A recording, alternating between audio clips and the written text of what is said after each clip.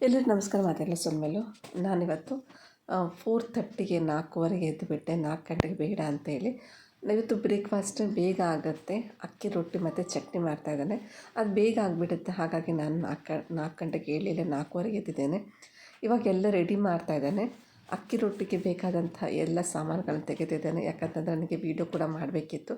ಹಾಗಾಗಿ ಎಲ್ಲ ಮೊದಲೇ ನಾನು ರೆಡಿ ಮಾಡಿ ಇಟ್ಕೊಂಡಿದ್ದೆ ನಿನ್ನೆನೆ. ಹಾಗಾಗಿ ಎಲ್ಲ ಮೇಲೆ ಎತ್ತಿಟ್ಕೊಳ್ತಾ ಇದ್ದೇನೆ. ಇವಾಗ ನನಗೆ ಎಲ್ಲ ರೆಡಿ ಆದಮೇಲೆ ಬಾಳೆ ಎಲೆ ಬೇಕಿತ್ತು. ಹಾಗಾಗಿ ಬಾಳೆ ಎಲೆ ತರೋದಕ್ಕೆ ಅಂತೇಳಿ ನಮ್ಮ ರೋಡ್ ಸೈಡಲ್ಲಿ ಒಂದು ಬಾಳೆ ಗಿಡ ಇದೆ. ಹಾಗಾಗಿ ಅದನ್ನು ತರೋದಕ್ಕೆ ಅಂತ ಹೋಗ್ತಾ ಇದ್ದೇನೆ. ಅಕ್ಕಿ ರೊಟ್ಟಿಗೆ ಎಲ್ಲ ರೆಡಿ ಮಾಡ್ಕೊಂಡಿದ್ದೇನೆ. ಕೆಂಪು ಚಟ್ನಿ ರೆಡಿ ಆಗಿದೆ. ನಾನು ಬೆಳಕು ಹರಿಲಿ ಅಂತೇಳಿ ಕಾಯ್ತಾ ಇದ್ದೆ. 6 ಗಂಟೆ ಹೊತ್ತಿಗೆ ಬೆಳಕು ಹರಿಯುತ್ತೆ ಅಂದರೆ ಅಂಗಡಿಯಲ್ಲಿ ಓಪನ್ ಆಗುತ್ತೆ. ಅದಕ್ಕಿಂತ ಮುಂಚೆ ಆ ಕಡೆ ಓಪನ್ ಆಗೋದಿಲ್ಲ. ನನಗೆ ಒಬ್ಬಳು ಹೋಗಲಿಕ್ಕೆ ಭಯ ಆಗುತ್ತೆ ಹೊರಗಡೆ. ಅದರ ರೋಡ್ ಸೈಡಲ್ಲಿದೆ, ಅಂದರೆ ಮೇನ್ ರೋಡಲ್ಲೇ ಇದೆ. ಹಾಗಾಗಿ ನಾನು ರಿಸ್ಕ್ ಬೇಡ ಅಂತೇಳಿ 6 ಗಂಟೆಗೆ ಹೋಗ್ತಾ ಇದ್ದೇನೆ.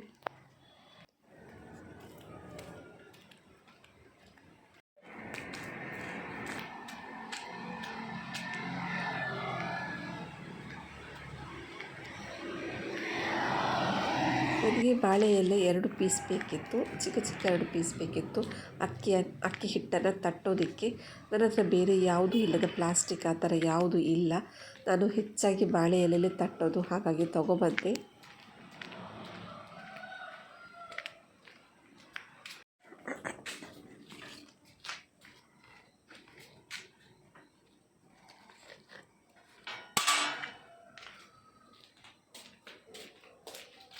ಇವಾಗ ನಾನು ಇಲ್ಲಿ 1 ಕಪ್ ಅಕ್ಕಿ ಹಿಟ್ಟನ್ನು ತೊಗೊಂಡಿದ್ದೇನೆ. ಅದಕ್ಕೆ ಸ್ವಲ್ಪ ಎಣ್ಣೆ ಹಾಕ್ತಾಯಿದ್ದೇನೆ. ಹಾಗೆ ಇದು ಬಿಸಿ ನೀರನ್ನು ಮೊದಲೇ ಮಾಡಿ ಇಟ್ಟಿದ್ದೆ. ಅದೇ ನೀರನ್ನು ಹಾಕಿಬಿಟ್ಟು ಸ್ವಲ್ಪ ಹಾಕಿಬಿಟ್ಟು ಕಲಿಸ್ತಾ ಇದ್ದೇನೆ. ನೀರನ್ನು ನೋಡಿ ಕಲಿಸ್ಬೇಕಾಗತ್ತೆ. ಜಾಸ್ತಿ ತೆಳ್ಳಗೆ ಮಾಡಲಿಕ್ಕಿಲ್ಲ. ಇದು ದೋಸೆ ಅಲ್ಲ, ಹಿಟ್ಟು ಮಾಡಬೇಕಿದೆ. ಹಾಗಾಗಿ ನಾನು ಬಿಸಿ ನೀರನ್ನು ಸ್ವಲ್ಪವೇ ಹಾಕಿಬಿಟ್ಟು, ಸ್ವಲ್ಪ ಕೈಯೆಲ್ಲ ನೋವಾಗುತ್ತೆ, ಅಂದರೆ ಬಿಸಿ ಇದೆಯಲ್ಲ ನೀರು, ಹಾಗಾಗಿ ನೋಡ್ಕೊಂಡು ಮಾಡಬೇಕಾಗತ್ತೆ. ಉಂಡೆ ಕಟ್ಟಲಿಕ್ಕೆ ಬಂದರೆ ಸಾಕಾಗುತ್ತೆ. ಇವಾಗ 5 ನಿಮಿಷ ಎತ್ತಿರ್ತಾ ಇದ್ದೇನೆ. 5 ನಿಮಿಷ ಆದ ನಂತರ ಇದಕ್ಕೆ ಅರ್ಧ ಟೀ ಸ್ಪೂನ್ ಜೀರಿಗೆ, ಅರ್ಧ ಟೀ ಸ್ಪೂನ್ ಬಿಳಿ ಎಳ್ಳು, ಸ್ವಲ್ಪ ಒಗ್ಗರಣೆ ಸೊಪ್ಪು, ಕೊತ್ತಂಬರಿ ಸೊಪ್ಪು, ಇದನ್ನು ಚಿಕ್ಕ ಚಿಕ್ಕ ಕಟ್ ಮಾಡ್ಕೊಳ್ಳಿ. ಚಿಕ್ಕ ಚಿಕ್ಕ ಪೀಸ್ ಮಾಡ್ಕೊಂಡಿದ್ದೇನೆ. ಹಾಗೆ ಹಸಿಮೆಣಸಿನಕಾಯಿ, ಕ್ಯಾರೆಟನ್ನು ಚಿಕ್ಕ ಚಿಕ್ಕದಾಗಿ ತುರ್ಕೊಂಡಿದ್ದೇನೆ. ಹಾಗೆ ಒಂದು ದೊಡ್ಡ ಈರುಳ್ಳಿ ತೊಗೊಂಡಿದ್ದೇನೆ. ಅದನ್ನು ಚಾಪರಲ್ಲಿ ಕಟ್ ಮಾಡ್ಕೊಂಡಿದ್ದೇನೆ. ಮತ್ತು ತೆಂಗಿನ ತುರಿ, ಹಾಗೆ ರುಚಿಗೆ ತಕ್ಕಷ್ಟು ಉಪ್ಪು ಹಾಕ್ಕೊಂಡು ಚೆನ್ನಾಗಿ ಕಲಿಸ್ಕೊಳ್ಳಿ. ಇಲ್ಲಿ ನೀರನ್ನು ನೋಡ್ಕೊಂಡು ಹಾಕ್ಕೊಳ್ಳಿ. ನೋಡ್ಕೊಂಡು ತಟ್ಟಬೇಕಾಗತ್ತೆ. ಯಾಕಂದರೆ ಜಾಸ್ತಿ ನೀರಾದರೆ ಕಷ್ಟ ಆಗುತ್ತೆ. ಬಿಸಿ ನೀರು ಕೂಡ ಅಲ್ಲ, ತಣ್ಣಗೆ ನೀರು ಕೂಡ ಅಲ್ಲ, ಮೀಡಿಯಮ್ ಆಗಿ ಬಿಸಿಯಾಗಿದೆ ನೀರು. ಇವಾಗ ಈ ಹದಕ್ಕೆ ಪತ್ರ ಸಾಕಾಗುತ್ತೆ. ನೋಡಿ, ನಾನು ಮಾಡಿರುವ ಅಕ್ಕಿ ಹಿಟ್ಟಲ್ಲಿ ಇಷ್ಟು ಉಂಡೆ ಆಗಿದೆ. ಇವಾಗ ಇಷ್ಟು ಅಕ್ಕಿ ರೊಟ್ಟಿ ನಾನು ಮಾಡ್ಕೋಬೋದು. ನಾನಿಲ್ಲಿ 1 ಕಪ್ ಅಕ್ಕಿ ಹಿಟ್ಟನ್ನು ತೊಗೊಂಡಿರೋದು. ಇವಾಗ ನೋಡಿ, ಬಾಳೆ ಎಲೆಗೆ ಸ್ವಲ್ಪ ಎಣ್ಣೆ ಹಚ್ಚಿಬಿಟ್ಟು ಕೈಯಲ್ಲಿ ತಟ್ತಾ ಇದ್ದೇನೆ. ಅದರ ಮೇಲೆ ಪ್ಲಾಸ್ಟಿಕ್ ಇದೆಯಲ್ಲ, ಹೋಟ್ಲಲ್ಲೆಲ್ಲ ಸಿಗುತ್ತೆ ಪಾರ್ಸೆಲಲ್ಲಿ, ಅದನ್ನು ಯೂಸ್ ಮಾಡ್ತಾ ಇದ್ದೇನೆ. ಅದರ ಮೇಲ್ಗಡೆ ಇಟ್ಟುಬಿಟ್ಟು ನಾನು ಕೈಯಲ್ಲಿ ಸ್ಪ್ರೆಡ್ ಮಾಡ್ತಾ ಇದ್ದೇನೆ. ಇವಾಗ ಸೀದಾ ಬಿಸಿಯಾದಂತಹ ತವಾಗೆ ಹಾಕ್ತಾ ಇದ್ದೇನೆ. ಸ್ವಲ್ಪ ಎಣ್ಣೆ ಹಚ್ಕೋಬೇಕು. ಕಾವಲಿ ಮಾತ್ರ ಕಾಯ್ದಿರಬೇಕು. ಚೆನ್ನಾಗಿ ಕಾದ ನಂತರ ಎಣ್ಣೆ ಹಚ್ಚಿಬಿಟ್ಟು ಮೀಡಿಯಮ್ ಫ್ಲೇಮಲ್ಲಿ ಇಟ್ಕೊಳ್ಳಿ. ಇವಾಗ 2 ಕಡೆ ಕೂಡ ಚೆನ್ನಾಗಿ ಎಣ್ಣೆ ಹಾಕ್ಕೊಳ್ಳಿ. ಕ್ರಿಸ್ಪಿ ಆದಂತಹ ಮತ್ತು ಟೇಸ್ಟ್ ಆದಂತಹ ಅಕ್ಕಿ ರೊಟ್ಟಿ ರೆಡಿ ಆಗುತ್ತೆ. ನಿಮಗೆ ಸ್ಮೂತ್ ಬೇಕಿದ್ದರೆ ಈ ಥರ ಮಾಡೋದಲ್ಲ. ನಾನು ಇವಾಗ ಮಾಡ್ತಾ ಇರೋದು ಸ್ವಲ್ಪ ಹಾರ್ಡ್, ಅಂದರೆ ಸ್ವಲ್ಪ ಗಟ್ಟಿ ಬೇಕು, ಕುರುಮ್ ಅನ್ನಬೇಕು. ಆ ಥರ ಕೂಡ ಟೇಸ್ಟ್ ಬರುತ್ತೆ. ಇದು ಜಾಸ್ತಿ ಬೆಂದರೆ ಜಾಸ್ತಿ ಟೇಸ್ಟ್ ಬರುತ್ತೆ, ಸ್ವಲ್ಪ ಬೆಂದರೆ ಅಷ್ಟೇನು ಟೇಸ್ಟ್ ಬರೋದಿಲ್ಲ. ನಮ್ಮನೇಲಿ ಜಾಸ್ತಿ ಬೇಯಬೇಕು, ಅವಾಗ ತುಂಬ ಇಷ್ಟ ಆಗುತ್ತೆ. ಬಹಳ ಬೇಗ ಆಗುತ್ತೆ ಈ ಅಕ್ಕಿ ರೊಟ್ಟಿ. ಹಾಗೆ ತಿನ್ನಲಿಕ್ಕೆ ಚೆನ್ನಾಗಿರುತ್ತೆ. ಅದರ ಜೊತೆ ನಾನು ಕೆಂಪು ಚಟ್ನಿ ಮಾಡ್ತಿದ್ದೀನಿ, ಅದು ಕೂಡ ಸಖತ್ ಕಾಂಬಿನೇಷನ್. ನನಗಂತೂ ತುಂಬಾ ಇಷ್ಟ ಅಕ್ಕಿ ರೊಟ್ಟಿ, ಮತ್ತು ಬೇಗನೆ ಆಗಿಬಿಡುತ್ತೆ. ಮೀಡಿಯಮ್ ಫ್ಲೇಮಲ್ಲಿ ಇಟ್ಬಿಟ್ಟು 2 ಕಡೆ ಕೂಡ ಚೆನ್ನಾಗಿ ಕಾಯಿಸ್ಕೋಬೇಕು. ಕಾಯಿಸ್ಕೊಂಡು ನಂತರ ಕೆಂಪು ಚಟ್ನಿಯಲ್ಲಿ ತಿಂದರೆ ಸೂಪರಾಗಿರುತ್ತೆ. ಇವಾಗ ನಾನು ಚಟ್ನಿಗೆ ರೆಡಿ ಮಾಡ್ತಾ ಇದ್ದೇನೆ. ಎಣ್ಣೆ ಕಾದ ನಂತರ ಇವಾಗ 1 ಟೀ ಸ್ಪೂನು ಕಡಲೆಬೇಳೆ, ಹಾಗೆ 1 ಟೀ ಸ್ಪೂನ್ ಕಡಲೆ ಬೀಜನ ಹಾಕ್ಕೊಂಡಿದ್ದೇನೆ. ಹಾಗೆ ಖಾರಕ್ಕೆ ಅನುಗುಣವಾಗಿ ಮೆಣಸನ್ನು ಹಾಕ್ಕೊಳ್ಳಿ. ನಾನು ಇಲ್ಲಿ ಬ್ಯಾಡಗೆ ಮೆಣಸನ್ನು ಹಾಕ್ಕೊಂಡಿದ್ದೇನೆ, 2 ಹಾಕ್ಕೊಂಡಿದ್ದೇನೆ. ಮತ್ತು 1 ಎಸಳು ಬೆಳ್ಳುಳ್ಳಿಯನ್ನು ಹಾಕ್ಕೊಂಡಿದ್ದೇನೆ. ಮತ್ತು ಇವಾಗ ಫ್ರೈ ಮಾಡ್ಕೊತಾ ಇದ್ದೇನೆ. ಹಾಗೆ ಅರ್ಧ ಟೀ ಸ್ಪೂನ್ ಕೊತ್ತಂಬರಿ, ಅರ್ಧ ಟೀ ಸ್ಪೂನ್ ಜೀರಿಗೆನ ಹಾಕ್ಕೊಂಡಿದ್ದೇನೆ. ಚೆನ್ನಾಗಿ ಫ್ರೈ ಆದ ನಂತರ ಇವಾಗ ನಾನು ಟೊಮ್ಯಾಟೊ ಹಾಕ್ತಾಯಿದ್ದೇನೆ. ಟೊಮ್ಯಾಟೊ ಕೇವಲ 2 ಪೀಸನ್ನು ಹಾಕ್ತಾಯಿದ್ದೇನೆ. ನಮ್ಮನೇಲಿ ಜಾಸ್ತಿ ಇಷ್ಟ ಆಗೋದಿಲ್ಲ ಹುಳಿ ಮಾಡಿದರೆ, ಹಾಗಾಗಿ 2 ಪೀಸನ್ನು ಹಾಕ್ಕೊಂಡಿದ್ದೇನೆ. ಇದು ಚೆನ್ನಾಗಿ ಹುರ್ಕೊಂಡ ನಂತರ ಇವಾಗ ಇದಕ್ಕೆ ತೆಂಗಿನ ತುರಿನ ಹಾಕ್ಕೊಳ್ತಾ ಇದ್ದೇನೆ.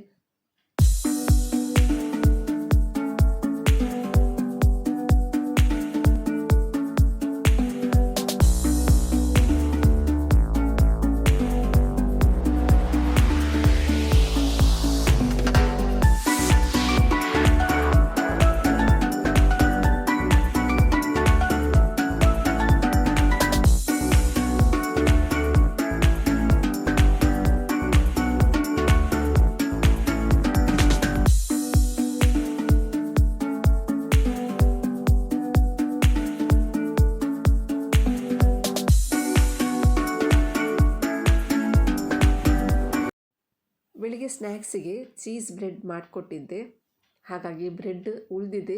ಇವಾಗ ಕೂಡ ಚೀಸ್ ಬ್ರೆಡ್ ಬೇಕಂತೆ ಮಕ್ಕಳಿಗೆ. ನನಗೆ ಇವಾಗ ಗ್ರೀನ್ ಟೀ ಮಾಡ್ತಾಯಿದ್ದೇನೆ. ಬಿಸಿ ನೀರಿಗೆ ಸ್ವಲ್ಪ ಗ್ರೀನ್ ಟೀಯನ್ನು ಹಾಕಿಬಿಟ್ಟು ಒಂದು 10 ನಿಮಿಷ ಇಡ್ತೇನೆ. ನನಗೆ ಅದು ಕುಡಿಲಿಕ್ಕೆ ಆಗುತ್ತೆ. ಗ್ಯಾಸಲ್ಲಿ ಮಾಡಿದರೆ ಕುಡಿಯೋದಕ್ಕೆ ತುಂಬ ಕಹಿ ಅನ್ನಿಸುತ್ತೆ, ಹಾಗಾಗಿ ನಾನು ಇದೇ ಥರ ಕುಡಿಯೋದು. ಇದರಲ್ಲಿ ಜಾಸ್ತಿ ಕಹಿ ಬರೋದಿಲ್ಲ. ಇವತ್ತು ಮಕ್ಕಳಿಗೆ ಹಾಲು, ರಾಗಿ, ಬೂಸ್ಟ್, ಹಾರ್ಲಿಕ್ಸ್ ಅಂಥದ್ದು ಏನು ಕೊಡ್ತಾ ಇಲ್ಲ. ನನಗೆ ಡಾಕ್ಟ್ರೊಬ್ಬರು ರೆಫರ್ ಮಾಡಿದರು ಒಂದು ಪೌಡರನ್ನು, ಇದನ್ನು ಹಾಲಿಗೆ ಹಾಕಿ ಕುಡಿ ಅಂತೇಳಿ. ಬಿಸಿಯೇ ಇರಬಾರ್ದು ಹಾಲು, ಸ್ವಲ್ಪ ತಣ್ಣಗಾದ ನಂತರ ಅದಕ್ಕೆ ಹಾಕಿಬಿಟ್ಟು ಮಕ್ಕಳಿಗೆ ಕೊಡಿ. ಅಥವಾ ಹೀಗೆ ಹಾಲು ಕುಡಿದ ಮಕ್ಕಳಿದ್ರೆ ಅದನ್ನು ಡೈರೆಕ್ಟ್ ಕೂಡ ತಿನ್ಬೋದು ಅಂತ ಅಂದರು. ಹಾಗಾಗಿ ಮಕ್ಕಳಿಗೆ ಇವತ್ತು ಹಾಲಿಗೆ ಹಾಕಿ ಕೊಟ್ಟೆ. ಚೆನ್ನಾಗಿದೆ ಅಂತ ಅಂದರು. ಡೈರೆಕ್ಟ್ ಕೂಡ ತಿಂದು ಅದು ಕೂಡ ಚೆನ್ನಾಗಿದೆ ಅಂತಂದರು. ಟೇಸ್ಟ್ ಸೂಪರ್ ಆಗಿದೆ. ಚಾಕ್ಲೇಟ್ ಫ್ಲೇವರ್ ಮಕ್ಕಳಿಗೆ ತುಂಬ ಇಷ್ಟ ಅಲ್ವಾ, ಹಾಗಾಗಿ ಚಾಕ್ಲೇಟ್ ಫ್ಲೇವರನ್ನೇ ಡಾಕ್ಟರ್ ಪ್ರಿಫರ್ ಮಾಡಿದರು ನನಗೆ.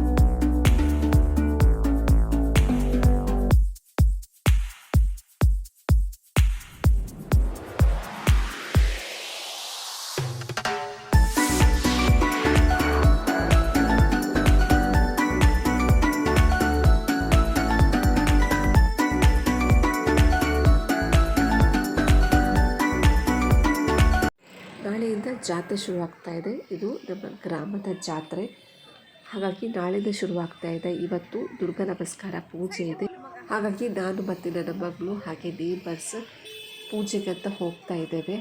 ಲೈಟಿಂಗ್ಸ್ ಎಲ್ಲ ಹಾಕಿದ್ದಾರೆ, ಇವತ್ತೇ ಹಾಕಿರೋದು. ನಾನು ದುರ್ಗಾ ನಮಸ್ಕಾರ ಪೂಜೆ ಇಷ್ಟ ತನಕ ನೋಡಲಿಲ್ಲ, ಇದೇ ಫಸ್ಟ್ ಟೈಮ್ ನೋಡ್ತಾ ಇರೋದು.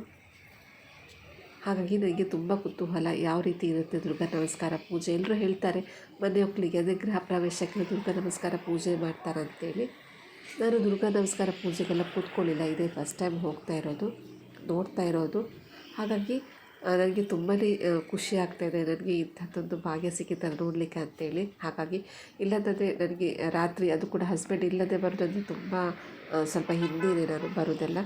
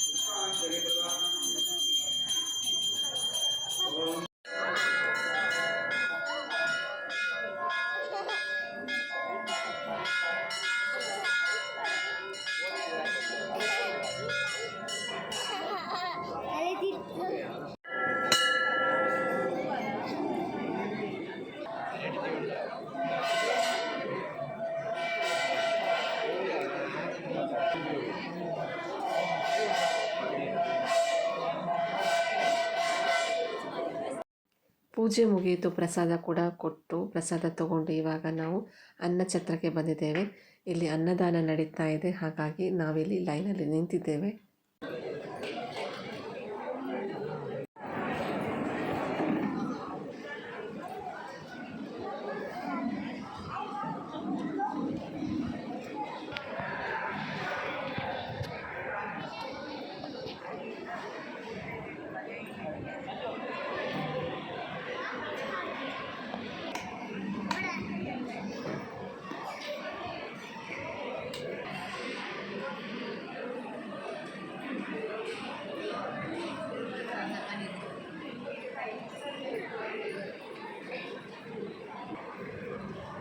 ಊಟ ಮಾತ್ರ ತುಂಬ ಚೆನ್ನಾಗಿತ್ತು. ತುಂಬ ಬಗೆಯ ತಿನಿಸುಗಳಿದ್ವು, ತುಂಬ ಬಗೆಯ ಪದಾರ್ಥ ಇತ್ತು.